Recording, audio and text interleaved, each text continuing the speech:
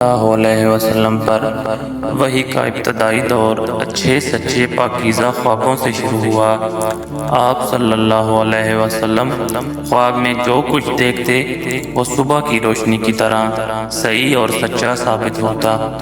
फिर मनजानबे कुदरत आप सल्लल्लाहु अलैहि वसल्लम तन्हाई पसंद हो गए और आप सल्लल्लाहु अलैहि वसल्लम ने गारे हिरा में खलवत नशीनी इख्तियार फरमाई और कई दिन और रात वहाँ मुसलसल इबादत और याद इलाही और ज़िक्र फ़िक्र में मशगूल रहते।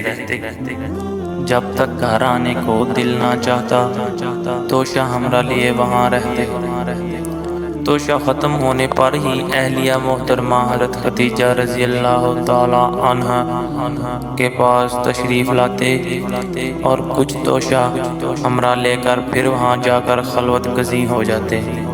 यही तरीका जारी रहा यहाँ तक कि आप सल्लल्लाहु अलैहि वसल्लम पर हक मुनकशिफ हो गया और आप सल्लल्लाहु अलैहि वसल्लम गारे हिरा ही में क़याम पज़ीर थे कि अचानक हज़रत जिब्राईल अलैहिस्सलाम आप सल्लल्लाहु अलैहि वसल्लम के पास हाज़िर हुए और कहने लगे कि ए मोहम्मद पढ़ो। आप सल्लल्लाहु अलैहि वसल्लम फरमाते हैं कि मैंने कहा कि मैं पढ़ना नहीं जानता। आप सल्लल्लाहु अलैहि वसल्लम फरमाते हैं कि फरिश्ते ने मुझे पकड़कर इतने ज़ोर से भेजा कि मेरी ताकत जवाब दे गई।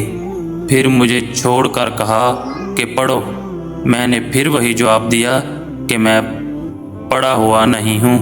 उस फरिश्ते ने मुझको नहायत ही ज़ोर से भेजा कि मुझको सख्त तकलीफ़ महसूस हुई। फिर उसने कहा कि पढ़। फरिश्ते ने तीसरी बार मुझको पकड़ा और तीसरी मर्तबा फिर मुझको भेजा।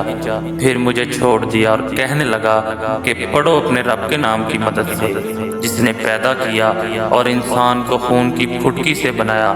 पढ़ो और आपका रब बहुत ही मेहरबानियाँ करने वाला है। बस यही आयतें आप सल्लल्लाहु अलैहि वसल्लम हज़रत जिब्राईल अलैहिस्सलाम से सुनकर इस हाल में गारे हिरा से वापस हुए कि आप सल्लल्लाहु अलैहि वसल्लम का दिल इस अनोखे वाक़या से काँप रहा था। आप सल्लल्लाहु अलैहि वसल्लम हज़रत खदीजा के यहाँ तशरीफ़ लाए और फरमाया कि मुझे कंबल उड़ा दो, मुझे कंबल उड़ा दो। लोगों ने आप सल्लल्लाहु अलैहि वसल्लम को कंबल उड़ा दिया।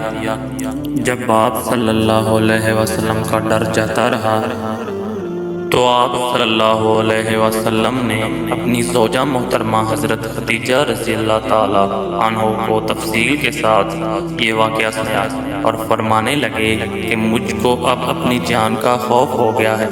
आप सल्लल्लाहु अलैहि वसल्लम की अहलिया मोहतरमा हज़रत खदीजा रज़ी अल्लाह ताला अन्हा ने आप सल्लल्लाहु अलैहि वसल्लम की ढारस बंधाई और कहा कि आपका ख्याल सही नहीं है। खुदा की कसम आपको अल्लाह कभी रुसवा नहीं करेगा। आप तो हिला के फाजला के मालिक हैं। आप तो कुंबा परवर हैं। बेकसों का बोझ अपने सर पर रख लेते हैं। मुफलिसों के लिए आप कमाते हैं। मेहमान नवाजी में आप बेमिसाल हैं और मुश्किल वक्त में आप अमर हक का साथ देते हैं। ऐसे उसाफे हुस्ना वाला इंसान यूँ बेवक्त ज़िल्लत व ख्वारी की मौत नहीं पा सकता। फिर मज़ीद तसल्ली के लिए हज़रत खदीजा रज़ी अल्लाह ताला अन्हा आप सल्लल्लाहु अलैहि वसल्लम को वर्का बिन नौफल के पास ले गई जो उनके चचाज़ाद भाई थे और ज़मानाए जाहिलियत में नसरानी मज़हब इख्तियार कर चुके थे और इब्रानी ज़बान के कातिब थे। चनाचा अंजील को भी हस्ब मंशाए खुदावंदी इब्रानी ज़बान में लिखा करते थे। अंजील सरियानी ज़बान में नाज़िल हुई थी और फिर उसका तर्जुमा इब्रानी ज़बान में हुआ। वर्का इसी को लिखते थे। वो बहुत बूढ़े हो गए थे, यहाँ तक कि उनकी बिनाई भी रुखसत हो चुकी थी। حضرت خدیجہ رضی اللہ تعالیٰ عنہ نے ان کے سامنے آپ صلی اللہ علیہ وسلم کے حالات بیان کیے اور کہا کہ اے چچا زاد بھائی، اپنے بھتیجے محمد صلی اللہ علیہ وسلم کی زبانی ذرا ان کی کیفیت سن لیجئے۔ وہ بولے کہ اے بھتیجے، آپ نے جو کچھ دیکھا ہے اس کی تفصیل سناؤ۔ چنانچہ آپ صلی اللہ علیہ وسلم نے ازل اول تا آخر پورا واقعہ سنایا، جسے سن کر ورقہ بے اختیار ہو کر بول اٹھے کہ یہ تو وہی ناموس معزز رازدان فرشتہ ہے جسے اللہ نے حضرت موسیٰ علیہ السلام پر وحی دے کر بھیجا تھا۔ کاش میں آپ کے اس عہد نبوت کے شروع ہونے پر جوان عمر ہوتا، کاش میں اس وقت تک زندہ رہتا جبکہ آپ کی قوم آپ کو اس شہر سے نکال دے گی۔ رسول کریم صلی اللہ علیہ وسلم نے یہ سن کر تعجب سے پوچھا کہ کیا وہ لوگ مجھ کو نکال دیں گے، حالانکہ میں تو ان میں صادق و امین نو مقبول ہوں۔ ورقہ بولا، ہاں یہ سب کچھ سچ ہے،